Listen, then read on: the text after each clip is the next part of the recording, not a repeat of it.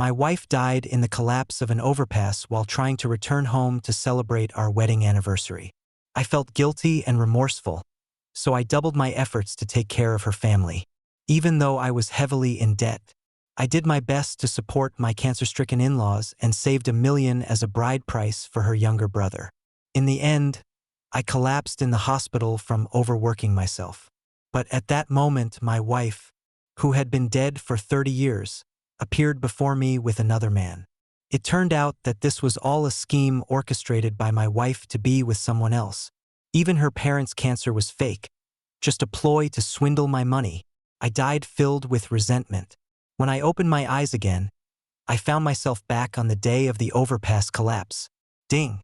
Story Shots reminds you to click the subscribe button at the bottom right corner to read the full novel. Brother-in-law. The news says the overpass collapsed, and I can't reach my sister. On the night of our wedding anniversary, my wife's brother Kevin Joan rushed into my study. Looking at his anxious face, I felt a moment of confusion. Such good fortune as a rebirth had actually come to me. Brother-in-law, why are you in a daze? My sister took the overpass just to surprise you. Seeing me in a stupor, Kevin held up his phone to show me a text message, which read, "I brought a gift for you, brother-in-law. I'm taking the overpass now, and I'll be home soon with a surprise. Don't tell him yet. I want to make him happy." In my previous life, upon seeing this message, my heart felt like it had been pierced by a dagger, and I immediately rushed to the scene. I even jumped into the flames to find my beloved wife. But even after suffering severe burns, I couldn't find her, not even her body. I felt guilty and self-reproachful, so I treated her family even better, even agreeing to give her brother the $1 million bride price he asked for. This was my debt to Jesse Joan. But reality is so cruel. In my previous life, just before I died, Jessie, who had been dead for 30 years, appeared before me again with her lover. The sight of her and her lover being affectionate made all my decades of devotion seem like a joke. In this new life, I would not be a fool again. I would make sure that the blood-sucking family gets their comeuppance. I remembered the locked box on my bedside table. Inside was a lottery ticket worth $50 million. In my previous life, after receiving a debt collection call, I rushed home from the hospital to redeem the ticket, only to find it had vanished. Fortunately, I still remembered the winning number and hurried to the lottery center, but they informed me that the ticket had been redeemed and voided by someone else. For decades, I believed I had simply misplaced the ticket due to poor memory. Therefore, I blamed myself constantly. If I had that large sum of money, it wouldn't just be about my wife's debts. Perhaps my in-laws' cancer could have been treated too. But I never expected that the person who redeemed my ticket, the one who took away the $50 million, was my dead wife. However, this time, she would not get away with it. At that moment, my in-laws rushed in, blocking the doorway. "Why are you still at home? Didn't you see the news? The overpass collapsed. How can you not be worried about your daughter's life or death? Do you not love her anymore and wish for her to die early?" My in-laws' words were filled with urgency, but upon closer inspection, I could see their calm demeanor despite their slightly anxious expressions, and their clothes were neat and tidy. They didn't look like people rushing to save someone. They looked more like they were going on vacation. They must have known all along that Jessie was fine, and soon, she would return to take them away to live a happy life together. I smirked coldly in my heart while appearing flustered on the outside. "Dad, how could you think that? In all these years of marriage, when have I ever treated her poorly? I just checked. There are no tickets for flights and all the high-speed trains are sold out." Kevin immediately took out his phone. "Then let's take the train. I already bought tickets, and we leave in an hour." Hearing this, I couldn't help but chuckle. To distract me, Kevin, who was usually stingy, had suddenly become generous enough to buy train tickets. Seeing me still contemplating, my father-in-law became anxious and clutched his chest, struggling to breathe. My mother-in-law quickly supported him, scolding, "Oh, what a sin! How can you not care about our daughter's life or death? Look at your father, he's so anxious. He already has cancer. Have you forgotten? Old man, You can't have anything happen to you. I quickly chimed in, anxiously supporting my father-in-law. Dad, are you okay? We need to get you to the hospital right away. Upon hearing this, my father-in-law, who had been struggling to breathe, seemed to find it easier to breathe and quickly grabbed my hand. I'm fine. Porter, my daughter is the most important. You need to go find her now. Kevin also wanted to pull me away. Brother-in-law, let's go quickly. My sister is in grave danger. I could see through their act like a clear mirror. Suddenly shaking off his hand, I scolded, Your sister is important, but isn't our dad's life important too? There are professionals searching and rescuing at Jesse's location. If we rush over, we'll just be a burden to them. Besides, if Jessie Joan comes back and sees you seriously ill without me taking you to the hospital, she wouldn't know how to make a fuss about it. My mother-in-law pouted and whispered, She wouldn't make a fuss with you. Mom, how can you be so sure? I turned to look at her, and she said in a panic, I didn't say anything. I'm just anxious. We need to go to the hospital. We have to take your dad to the hospital right away. Kevin Jones saw this and immediately took my parents out without saying a word. I figured they didn't want me to leave. They needed to discuss their strategy further. Seizing the opportunity, I returned to the bedroom, took the lottery ticket, and stuffed the losing tickets back into the box, along with the property and car certificates. Jessie had put so much effort into this trap. How could I let her leave empty-handed? I wanted her to go to heaven first, then to hell. As soon as I entered the hospital, I found the on-duty doctor and urgently said, Doctor, my father-in-law has stomach cancer. It seems to have flared up. Please arrange for someone to take a look. A few people exchanged glances, and my mother-in-law quickly stepped forward, saying, Porter, your dad is probably just upset because of Jessie Jones' matter. It's not serious. A painkiller will do. Upset? I sneered. It seemed more like guilt. They didn't have cancer at all. But in my previous life, I hadn't realized it. Even after Jessie's death, I was busy making money to pay off debts while also preparing medicine for the two elderly people. I made them nutritious meals for their stomachs. I took care of them meticulously while I lived on steamed buns and water to save money. In just a month, I became malnourished and my cheeks hollowed out, but they showed no sign of stopping. After pretending to be dead, Kevin Jones then demanded a dowry of $100,000.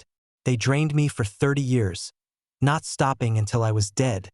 Those ungrateful wolves. No way, how can we just give him painkillers? The doctor needs to take a good look. The doctor asked, Do you have the previous CT scan? What stage is the stomach cancer?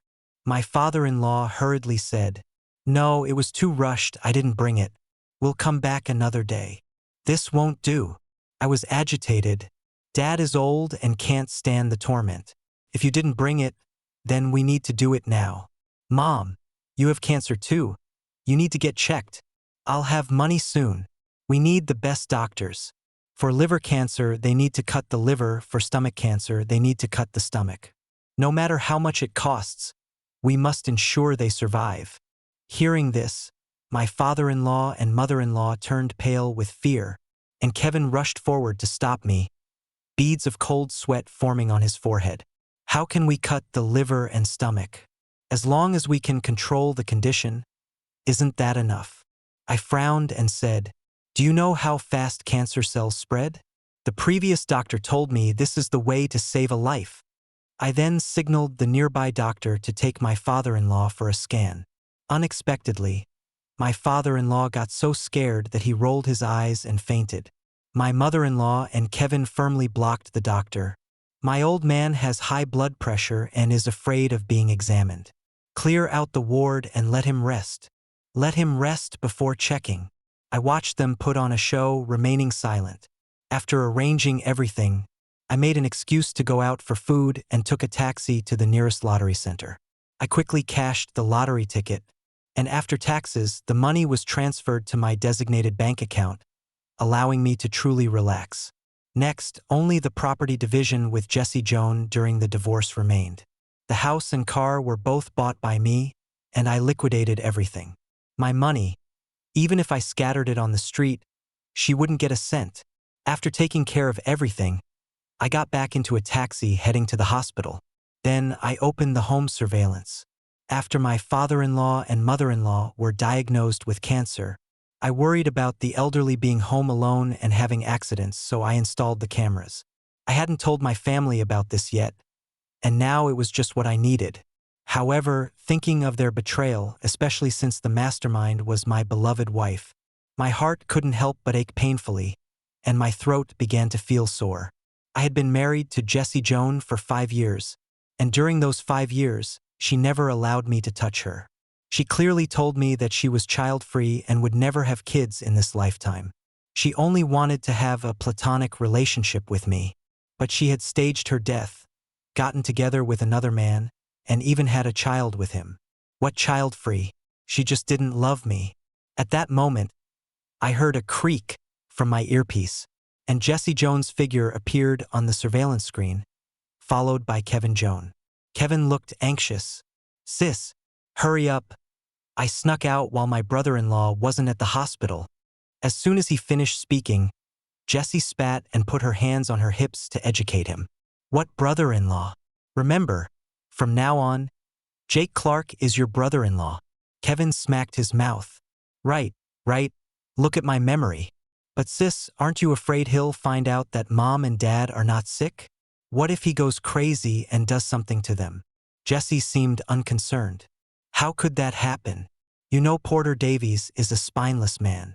After all these years, if I say one, he wouldn't dare say two, right? Besides, we're not divorced yet.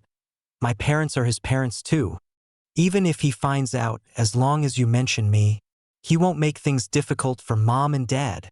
As she spoke, Jessie walked into the bedroom, took the lottery ticket, and excitedly instructed, "I got the lottery ticket.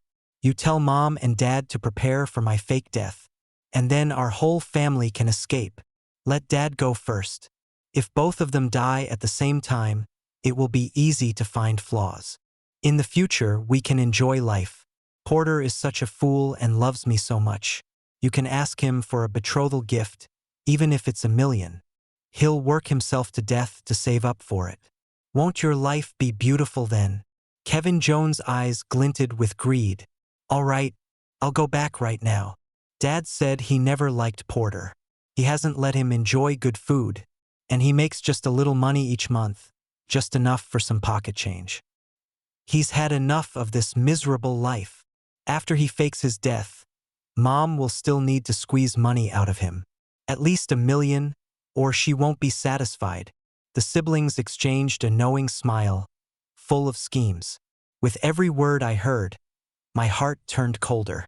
It turned out that in Jessie Jones' eyes, I was just a loyal dog, and for all these years, she took my kindness for granted. Everyone in their family treated me like a beast of burden, supporting her parents and making money for the family.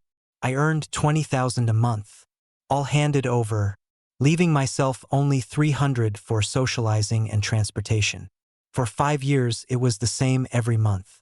When mom and dad had something to attend to, I was always the first to step up. Jessie Joan didn't care as much as I did. Yet my father-in-law thought I wasn't good enough, not letting him enjoy life. Not only did he want to fake his death to deceive me, but he also wanted to keep squeezing money out of me. Their family were all vampires. My heart was ice cold, and I didn't want to see any more. I exited the surveillance screen. I waited in the hospital until Kevin Joan left before I started going upstairs. About 10 minutes later, I received a phone call. "Brother-in-law, hurry back to the hospital. Dad suddenly passed away from cancer. Mom is in shock and has fainted. You need to come back quickly." I spoke urgently. "I'm on my way." I rushed back to the ward, where Kevin Joan was crying on the bed covered with a white sheet. I thought to myself, he really is a good actor. It was as if Dad had truly died. When he saw me, he immediately rushed to my side. "Brother-in-law, why did you take so long to come back? Dad is gone." "Woo-woo. But I don't even have money to handle his funeral." I also showed a sad expression. "Don't worry, I'll take care of Dad's funeral."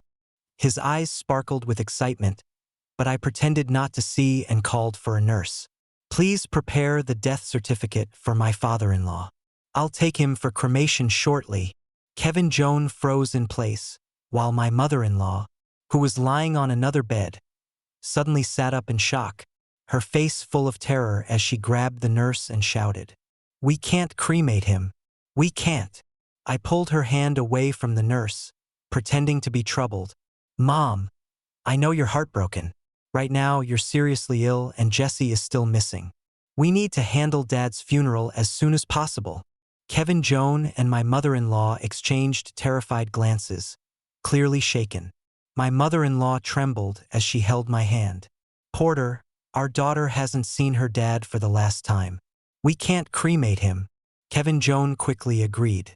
I frowned. Dad suffered so much from cancer in life. Now that he's gone, we should let him rest in peace. And I just received a call from the police. They still haven't found Jesse. The death rate from the collapsed overpass is so high. We can't wait for her to return to handle the funeral. Let's take care of Dad's funeral first, and then we'll go look for her. I believe Dad's spirit will agree. They were left speechless by my words, unable to respond. I took my father-in-law to the cremation site. My mother-in-law and Kevin Joan followed the whole way, both of them pale and anxious. I couldn't help but sneer inside. When they were deceiving me and scheming against me, they were so arrogant. Now they were as panicked as mice. I closed my eyes and pretended to sleep. Kevin Joan's phone rang. He secretly glanced at me and turned his back to answer the call. "Kevin, the lottery ticket is wrong. Where are you now? You must keep Porter occupied. I need to go home for a bit." Kevin Joan was frantic, lowering his voice. "How could the lottery ticket be wrong? I only saw one ticket in the box." Then, he gritted his teeth and said, "Sis, don't worry about the lottery ticket for now. Porter wants to take Dad for cremation. We can't control the situation anymore. You need to come quickly." Jesse Joan immediately replied, "No way. I've planned this for so long. I finally got this opportunity. If we give up now, that 50 million will be gone. You all need to think of a way to stall." My mother-in-law, who was eavesdropping, immediately exploded with rage, snatching the phone and hissing angrily, "You ungrateful daughter! How can we stall? It was you who said to fake his death, and the hospital has already issued the certificate. And that's your father. Do you want to watch your father die with your own eyes? Get over here right now." Their emotions were heated, and I heard all these words, but I didn't catch what they said afterward. When the car arrived, I rubbed my eyes and sent my father-in-law into the cremation site. The staff came to assist, and the mother-in-law tightly gripped the father-in-law's hand, her face pale, panic causing cold sweat to break out on her forehead. To fake his death, the father-in-law had injected himself with a drug and fallen into a deep sleep, but little did he know that he would never wake up again. Kevin Joan anxiously typed on his phone. Not knowing what Jesse Joan had told him, he softly advised, "Mom, please don't blame my sister. After all, it's 50 million. The mother-in-law, infuriated, slapped Kevin Joan on the back. When they reached the crematorium, Kevin Joan remained silent. While I forcefully pried the mother-in-law's hand away, my tone filled with sorrow. "Dad, Jesse Joan can't come to say goodbye to you, so I'll take her place and send you off for the last time. Rest in peace." Immediately, I embraced the emotionally distraught mother-in-law, fearing that all would be in vain, and gestured to the staff to push the father-in-law inside. "Mom, you're still sick. Don't look. Just let Dad go." The staff, understanding the situation, quickly wheeled the father-in-law in. At the moment the cremation furnace switch was pressed, the mother-in-law's heart-wrenching scream echoed. "Wait!" I held her again. "Mom, I know you can't bear to part with Dad. Don't worry. I will definitely be filial to you from now on. You can cry if you want." In that instant when the cremation furnace was shut, the mother-in-law finally broke free from my grasp and collapsed to the ground, crying uncontrollably. But my heart was completely unfazed. In my previous life, they had also watched me die without lifting a finger. I treated them sincerely, considering them as my own parents. But what about them? They colluded with Jesse Jones to deceive me, thinking that my efforts were insufficient. Since that's the case, then I will send them to hell one by one, making them experience the pain I once felt. At that moment, the mother-in-law suddenly got up and rushed at me, punching and kicking, tears streaming down her face. "You murderer! You actually killed your father-in-law with your own hands. Are you even human?" I pretended to be confused, scratching my head. "Mom, what are you talking about? Dad is already dead. I still have the hospital's death certificate here. Do you want to see it?" "Bah!" The mother-in-law, in a frenzied state, kept repeating one phrase. "He is not dead. He is not dead. You killed him, you murderer. You truly are confused." Kevin Jones can testify. I spread the death certificate in front of the mother-in-law. "Mom, you're just overly sad. Once we finish this, I'll take you home to rest." The staff, watching this farce, couldn't help but distance themselves from the responsibility. "We only cremated him after seeing the death certificate. Don't speak nonsense if you don't understand." Meanwhile, Kevin Jones, who had witnessed the entire process, remained silent. I scoffed. For 50 million, they could watch their own father die without blinking. Truly ungrateful. The mother-in-law trembled as she held the death certificate, her eyes rolling back as she fainted. I entrusted the mother-in-law to Kevin Jones for care, while I went to collect the father-in-law's ashes. I gently touched the urn, murmuring, "Dad, although you said you looked down on me, didn't let me enjoy life, and even wanted to squeeze another 2 million from me, you were a bit unfeeling, but I still want to send you off for the last time." On the way back, the mother-in-law regained consciousness. She sat silently in the back seat, holding the urn, while Kevin Jones stayed by her side to comfort her. I sat in the passenger seat and opened the surveillance footage. Jesse Jones knew her father was being cremated and was sitting at home with her lover. I couldn't help but tighten my grip on my phone. Kevin Jones said my dad has already been cremated. What should we do now?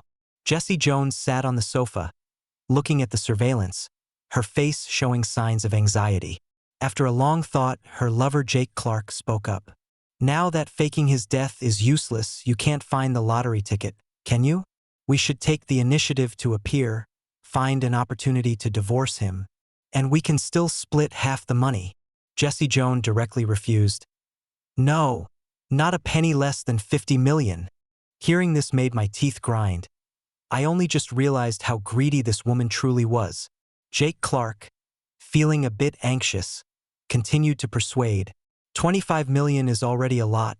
Wouldn't it be better for us to take the money and disappear? The longer we wait, the more mistakes will happen. You've already lost one dad. Do you want to lose one mom too?" Jesse Jones, restless, bit her fingers in thought, and finally made up her mind. "Okay, so what do we do next?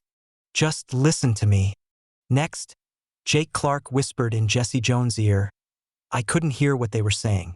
I scoffed again and directly exited the surveillance footage. Not long after, Jesse Jones actually called me. I couldn't help but be curious about what their next plan was. I showed Kevin Jones the phone screen, pretending to be excited. "Kevin Jones, your sister is calling. She must be fine." I then pressed the answer button, and the next second, Jesse Jones' hoarse voice came through the receiver. "Porter Davies, where are you?" Kevin Jones leaned beside me, listening intently. I excitedly said, "Wife, you really are okay. You scared me to death when you disappeared for 2 days. I just got out of the crematorium and I'm on my way home. How are you? Where are you now?" "I was rescued from the collapsed area, but my condition isn't good. Hurry back. I want to discuss something with you." "All right." I changed the subject and asked, "Aren't you curious about why I went to the crematorium?" It seemed she just realized the inconsistency in her words, and Jesse Jones hurriedly asked, "What were you doing at the crematorium?" "My father passed away from cancer." There was a moment of silence on the other end of the line before she started sobbing. "Dad." Her crying was heartfelt, but I felt nothing inside. Her father's death was something she had orchestrated herself. Are crocodile tears really tears? However, since she was at home, it made things easier for me. I quietly contacted a few reporters, waiting to see the next show. After returning home, I rushed through the door looking for Jessie Jones' figure and saw her sitting on the sofa with Jake Clark standing beside her. I pretended not to notice and ran up to her, feigning anxiety. "Jessie Jones, how are you? It's all my fault. Dad suddenly fell ill, and I didn't make it to the scene in time to save you." I excitedly hugged Jessie Jones, and she immediately pushed me away. "Porter, it was him who saved me." I pretended to just notice Jake Clark and immediately took his hand to thank him. "Thank you so much, big brother. Our family will definitely repay you." "Porter." Jessie Jones couldn't wait to interrupt me. "I'm injured, You're injured." I frowned and crouched in front of her. "Where are you hurt? Is it serious? I'll take you to the hospital right now. My legs are paralyzed. They can't be treated." After saying this, Jessie Jones buried her head in her hands and started sobbing. How is that possible? I was unwilling to accept this, and without giving it a second thought, I picked up Jessie Jones and placed her in the wheelchair she had prepared to fake her illness. "I'm taking you to the hospital. We'll find the best doctor." Jessie Jones, pretending to be unable to move but anxious, knew she couldn't go to the hospital or everything would be exposed. As I was about to leave, I bumped into Kevin Jones, who was helping my mother-in-law enter. Kevin Jones immediately reached out to stop me. "Brother-in-law, where are you taking my sister?" I was anxious and pretended to push him aside to rush out. "Your sister says she's paralyzed. I need to take her for a checkup." Jessie Jones gave Kevin Jones a look, and he suddenly understood. He pulled my mother-in-law back to the car. "Brother-in-law, I know a doctor. It's usually a long wait at the hospital, but this doctor can get us in through the back door." "That's great." I was overjoyed and quickly placed Jessie Jones in the car, while Jake Clark also got in. "Driver, to the city center hospital." As soon as we got in the car, Kevin Jones immediately spoke, giving me no time to react. But I knew very well that they could get a death certificate for my father-in-law, which proved they had bribed a doctor, allowing Jessie Jones' feigned paralysis to become real. Knowing all this, how could I let them have their way? It was time to arrange a surprise. Sure enough, as soon as I pushed Jessie Jones into the hospital, I saw a crowd of reporters in the lobby.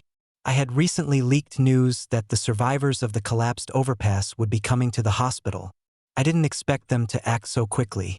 I rushed Jessie Jones to the front desk and shouted in a panic, "My wife is a survivor of the overpass collapse. She is injured. Please arrange for the best doctor immediately." Upon hearing this, the reporters surrounding us pounced like wolves seeing prey, and Jessie Jones and I were instantly squeezed to the point we could barely move. "Miss Jones, could you share your feelings about surviving this disaster? Miss Jones, have you seen any other survivors? Miss Jones, can you tell us how you were rescued?" The sound of camera shutters echoed throughout the lobby, and chaos ensued. Jessie Jones could only sit in her wheelchair, helplessly covering her face to avoid being photographed. She had originally fabricated this lie to obtain assets, and if this matter was magnified in reports, everything would be over. Kevin Jones, disregarding everything else, squeezed through the crowd to cover Jessie Jones with his coat. He then shouted angrily, "No photos allowed. Brother-in-law, what are you doing just standing there? Hurry and stop them." I feigned confusion. Jessie Jones' return is a good thing. If it can help other victims' families regain their confidence, that's a good thing. Kevin Jones gritted his teeth in anger but found no words to refute me. At that moment, a few medical staff nearby began discussing, "Isn't this the family whose father just passed away? Turns out the daughter also encountered a disaster. This family is really unfortunate. Didn't you see that old lady holding the ashes, looking lost?" The doctor's discussion diverted some reporters' attention, but most were still crowding around Jessie Jones, hoping for exclusive interviews. Kevin Jones tried several times to push Jessie Jones out, but each attempt failed. Seeing the chaos spiraling out of control, the hospital finally sent security to maintain order. The reporters were forcibly removed. Seeing this, Jessie Joan let out a sigh of relief, and I pretended to care as I approached her to fix her hair that had gotten messy. Deep down, I couldn't help but smirk. This was just the appetizer, the main show was yet to come. This incident left Jessie Joan unsettled. She insisted on leaving the hospital, claiming she was afraid of being photographed by paparazzi. I pretended to compromise and brought the family back home. As soon as we entered, she struggled to move her wheelchair to my side. "Come to the bedroom with me. I have something to say." I was taken aback. We had just arrived home, and she was already eager to announce her intention to divorce. I walked straight to the bedroom, not caring at all about Jessie Joan's difficult movement behind me. By the time she reached the bedroom, beads of sweat had begun to form on her forehead. "Porter, let's get a divorce." My heart stopped, a sharp pain spreading through me. Why? I thought I had let everything go, but my voice choked at that moment. She was the one I had loved for 7 years. She was also the one I had loved for 37 years in my past life. How could a person have 37 years? I hated her betrayal, but I hated myself even more for having given everything for her and still feeling heartache because of her words. Jessie Joan looked pained, closed her eyes, sighed, and said slowly, "I got my life back, but my legs are paralyzed. I've become useless. Life is long, and I don't want to hold you back." I stepped forward, frowning. "You know I don't care about that. I can take care of you." But before I could finish, Jessie Joan interrupted. "But I despise myself. I can't accept it." I sneered inwardly, surprised that Jessie Joan could go this far for money. I wanted more than just Jessie Joan to pay the price. I wanted her whole family to face the consequences they deserved. The group of reporters had a theme but not enough content, so they would search for more information. When the truth came out, I could be the mantis stalking the cicada while the oriole was behind. That day, Jessie Joan was talking to me about divorce, but I stubbornly refused. It wasn't that I was unwilling, it was just that the timing wasn't right. The next day, I invited several experts, but Jessie Joan hid in the bedroom and refused to come out. "Jessie Joan, I know you don't want to see me, but I really don't want a divorce. I've brought a doctor. He can definitely help you." At that moment, flashes of cameras kept going off, and occasionally there were shouts of anger.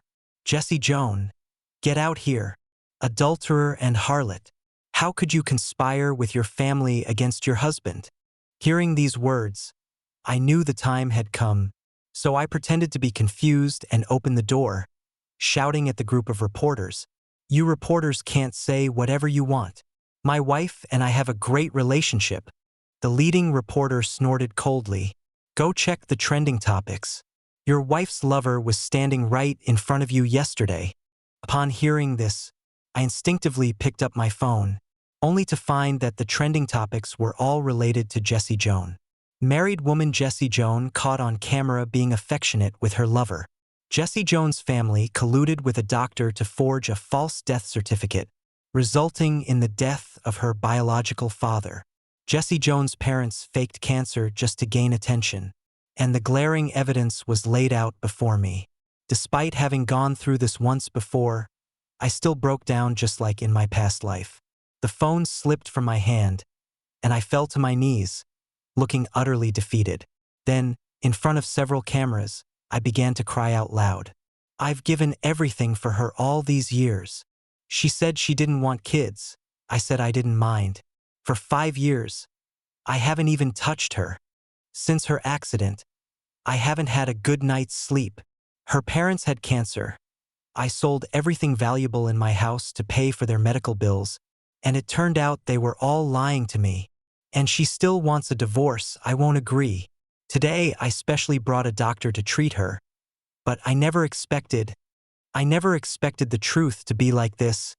Perhaps the commotion was too loud. Jessie Joan in the room could no longer sit still and painfully wheeled herself out, her face pale as she retorted, "You're all talking nonsense. I straightened up and looked at her expressionlessly. Whether it's true or not, let the doctor check, and everything will have a conclusion. Jesse Jones certainly didn't dare. Otherwise, her lies would collapse under scrutiny. At that moment, Jake Clark also came out from the inner room, desperately trying to prove his innocence with Jesse Jones. Last night, I had intentionally kept him at home overnight for this moment.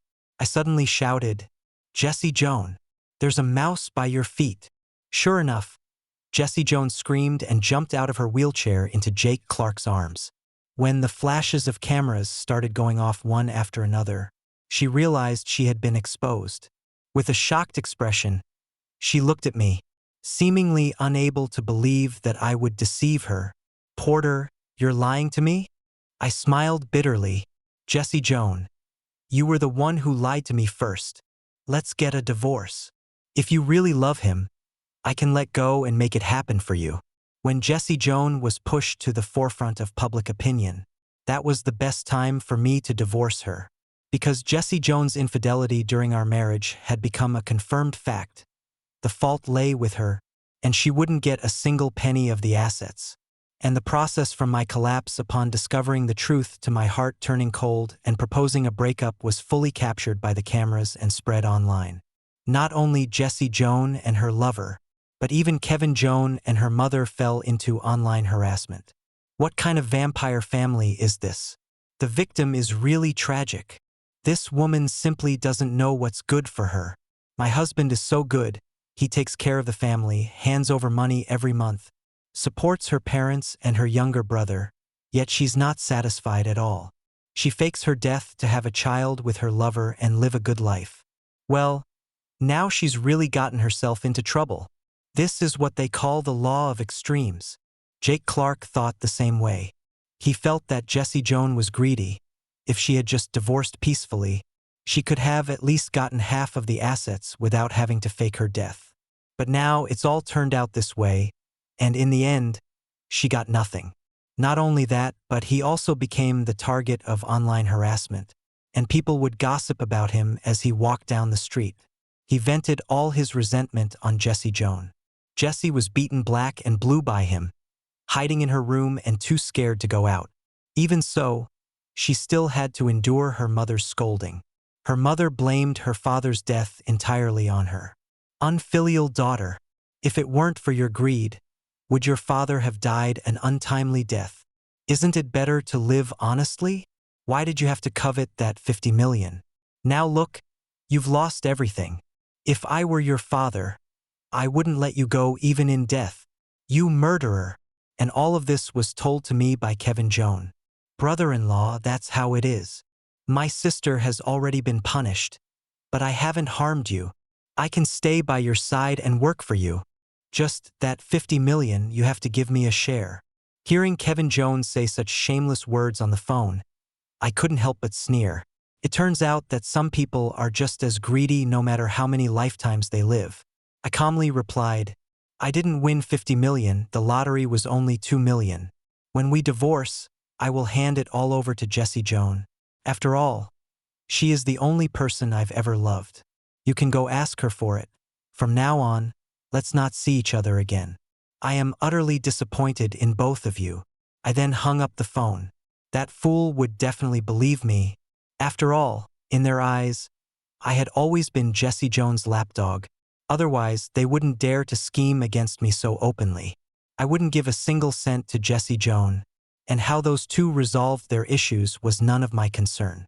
The next day, Kevin Jones dragged the nearly beaten Jesse Jones to the Civil Affairs Bureau to get her to divorce me. As soon as she saw me, Jesse Jones yelled angrily, "Porter Davies, are you satisfied now? I had a miscarriage, and I can never have children again." Kevin Jones impatiently urged, "Stop talking nonsense and hurry up with the divorce. I'm still waiting to get the money." When it came to the division of assets, Jesse Jones was stunned. She had cheated during the marriage and was leaving with nothing. Jesse Jones gritted her teeth. "You knew all along, didn't you? You set up surveillance at home. You framed me. I must have a share of that lottery money."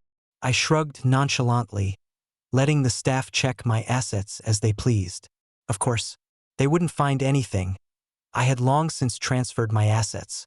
At that moment, Jessie Joan finally realized she truly had nothing. She knelt before me in fear, pleading, "Porter Davies, I was wrong. Please give me another chance." "I already gave you a chance." After saying that, I turned and walked away without looking back. After leaving the Civil Affairs Bureau, I immediately booked a plane ticket, planning to go abroad and start my new life. Before I left, I kindly called Kevin Joan to tell him I had given Jessie Joan $2 million, and out of that, $1 million was for his bride price. Kevin Joan was extremely grateful on the phone, bowing and scraping. What happened next was something I read about in the news. Jessie Joan learned that I had liquidated the family's assets and put all the money into the hospital for her parents' treatment. Since her parents were not ill, she tried to get money from the hospital but found nothing. Because I had never transferred any money to their account, instead, I sent it to someone else. Kevin Joan went to Jessie Joan for money, and when she said there was none, he didn't believe her. After all, Jessie Joan had watched her own father die for $50 million. So, Kevin Joan threatened her, insisting that she must find a way to give him the money. Jessie Joan's mother had developed mental issues since her father's death, and unexpectedly, one day, she had a breakdown and fatally stabbed Jessie Joan. Kevin Joan still needed Jessie Joan to make money, and now he lost everything. In a fit of rage, he beat the elderly woman into a vegetative state, and in the end, he was reported and sent to prison. I read about this family's tragic end in the newspaper without changing my expression. Evil deeds are rewarded with evil consequences. This is their retribution. Dear passengers, the plane is about to take off. For the sake of flight safety and order, please follow the cruise instructions to turn off your mobile phones and other electronic devices. At the flight attendant's prompt, I slowly closed my laptop, glanced at the arrival time in the Maldives, and then gently closed my eyes. Now it was time to leave the past behind and start a new life. My wonderful life was just beginning.